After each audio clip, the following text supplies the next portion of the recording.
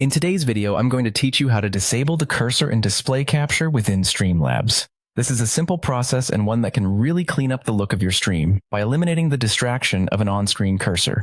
So let's dive in and get started. First things first, you'll want to launch the Streamlabs desktop app. This is your central hub for streaming, so make sure you have it installed and open.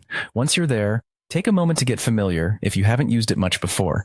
Next, direct your attention to the bottom half of the screen, where you'll find the sources list. This is where all your media inputs are organized, and you'll need to locate the display capture source among them. If you're capturing your whole screen, that's the one to focus on, since it's responsible for displaying whatever is happening on your computer screen in your stream. Once you've found your display capture source, you'll want to right-click on it. This will bring up a context menu where you can access various settings related to that specific source.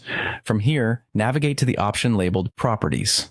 Go ahead and click on that. This will open a new window that contains settings unique to the display capture feature. Inside the Properties window, focus on finding the Capture Cursor option. It's usually pretty easy to spot, as it's specifically related to whether your cursor is visible during streams when you're using display capture. Right now, the box next to it should be checked, meaning the cursor is currently set to appear on screen during capture. To disable the cursor from being visible, all you need to do is simply uncheck this box. Doing so will prevent your cursor from showing up in your display capture, ensuring that your viewers won't be distracted by its movement.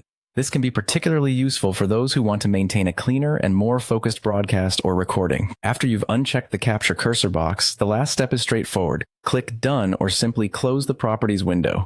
This saves your selection and implements the change immediately. Now, when you go to stream or record with your display capture active, your cursor will no longer be visible to your audience. And that's it. In just a few steps, you have successfully disabled the cursor in your display capture on Streamlabs.